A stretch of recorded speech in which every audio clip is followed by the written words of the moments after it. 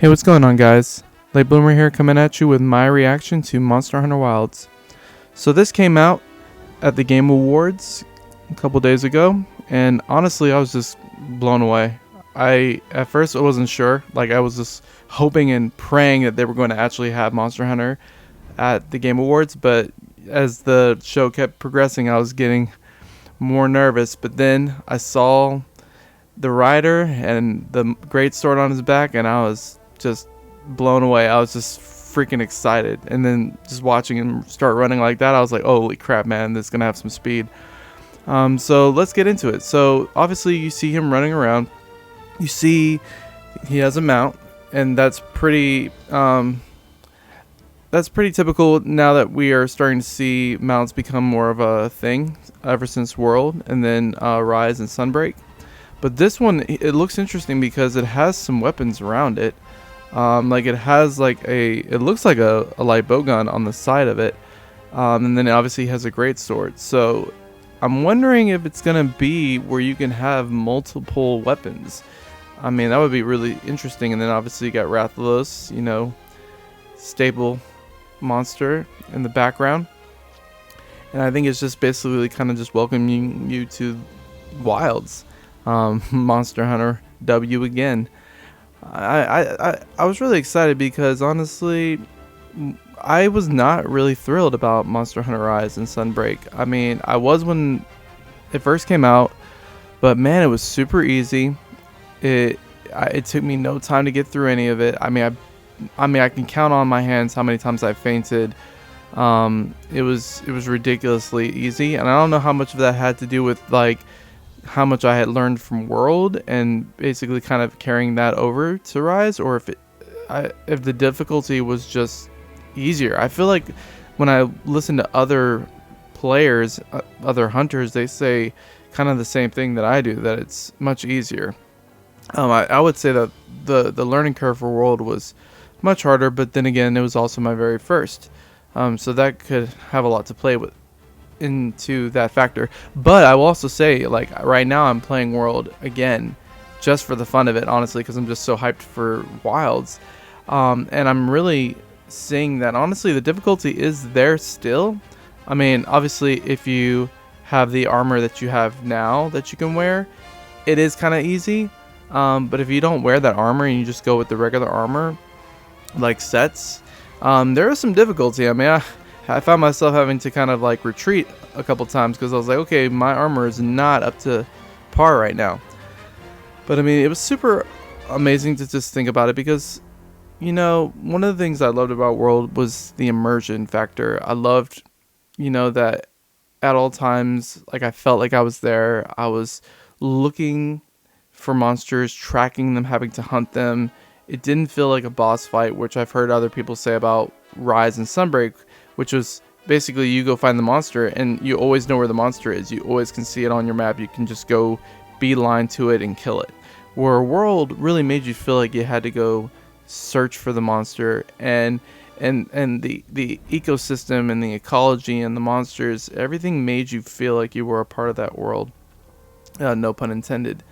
I mean, even the graphics, how it looked, even how it looks now, when I'm playing it now, there's just times where you'll just stop and you'll look at the ocean, or you'll just look at the sunset, you'll look at the world, and you just know, wow, they really put a lot of time into it. And I get that Rise and Sunbreak, I know a lot of people are going to say, oh, well, it's on Switch, you really expect it to have that kind of fidelity. No, I don't expect it to have that kind of fidelity.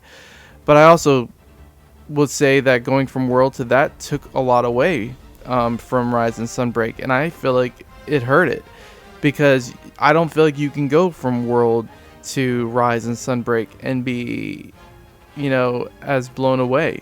I feel like Rise and Sunbreak should have came out before World, but obviously it didn't. And I understand that, Monster Hunter started off on handheld, so there's still that community that wants to play on handheld, still wants to, have that more arcadey feel. But I can tell you, man, I don't know, maybe World was just that much of a life changer for me, that honestly, I played Rise and Sunbreak, and as soon as I was done with the story, I played a little bit of multiplayer and I was done. I just had no interest on doing the grinding. I didn't want to do the curios crafting. I didn't want to do any of that. It's crazy because even also another thing that that Rise and Sunbreak failed in is the multiplayer aspect. You can only have 4 people in a session, and that was one of the things that I loved about World. Was I was not a big multiplayer person.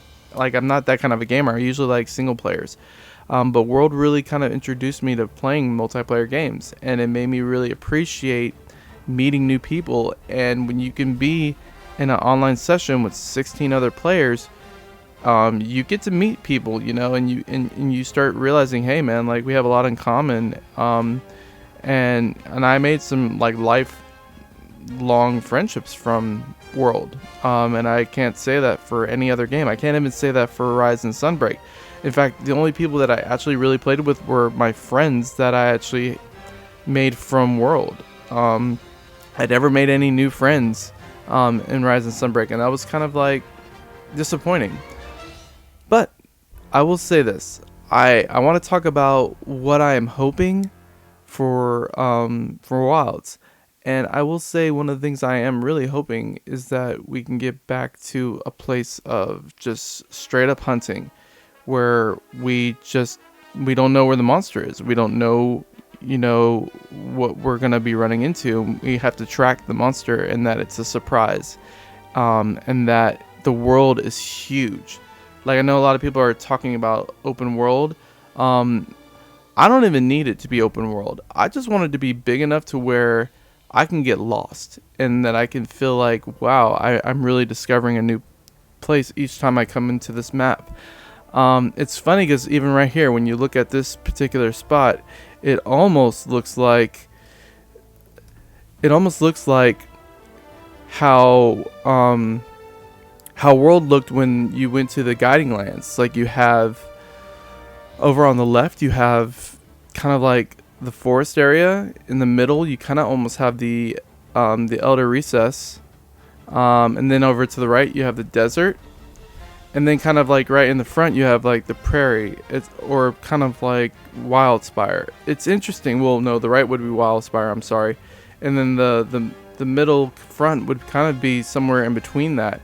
And it's super interesting because I feel like, I'm not sure if it is open world. It kind of could probably be like a bigger version of the guiding lands. But if it's not, then it's just going to be completely massive to the point where they're just trying to show you what you're looking forward to, like what the terrain's going to be like. But it's going to be so freaking big that you can like go to one area and then like an hour later you're in the other area. I don't know if it would take that long to have to traverse that. But also, I think that's why the mountain is going to be moving as fast as it's going to be moving, and it can fly as well, so, or glide. I think that's a very interesting thing. It's almost kind of like, I don't want to say Breath of the Wild. I hate to say Breath of the Wild, but I mean, even though it's a great game, I don't want to compare it to Monster Hunter Wilds because we don't know what it's going to look like. But I think that it's interesting that they're taking kind of what it looks like a gliding mechanic so that you can get around faster.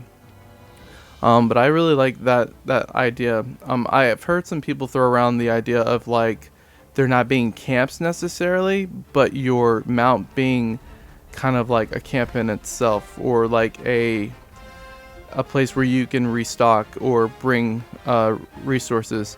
I think that would be an interesting idea, but I also think that it would be cool to be able to set up designated camps. That way you can kind of like at some point fast travel, because at some point you're not going to want to have to run from one place to the next. I don't care how much you love open world. I mean, I love open world, but there are some times when I just need to get where I need to get. And even that was even the case in Monster Hunter World, and I loved traversing the land. So this is one of those things where I'm really interested to see what they do and like kind of what they show in the next, year or so, because obviously we have till 2025. I think it's absolutely insane, that how many monsters are even right here on the front. Normally, obviously with the technology that they had before, they didn't have that ability. and now it looks like they're going to have the ability to have a lot of monsters, and bigger monsters on the screen at the same time. One of the things that I've heard people talk about is the weather and how it looks like the weather will be changing, and how, depending on what the weather is um, like it'll also determine kind of what the monsters are going to be out and about. That would be super cool. I think that those pillars that are there, I think that some people are saying that they could be there from a past civilization, or that they're man-made, like that we put them there. I don't know if that's completely true. I think like just like the pillars, or like kind of like the mounds that were in the Wildspire and Monster Hunter World, I think that's kind of like what this is. I think that it's been there for a really long time, and I think that it's the monsters itself. Like you saw those little monsters that had it. What if those are giant versions of those which burrowed into the ground and died? Like, what if that's the case? I mean, I could see how it kind of looks like it's man-made and that it's been put there to kind of help us.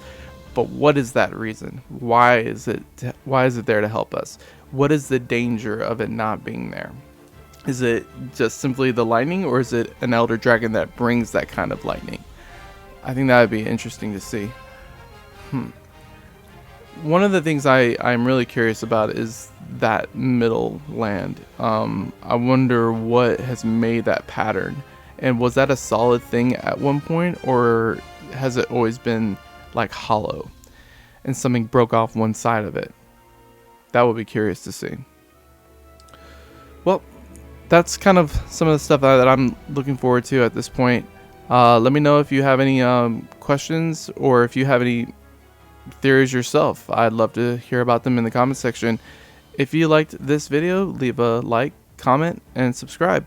Until the next video, peace out.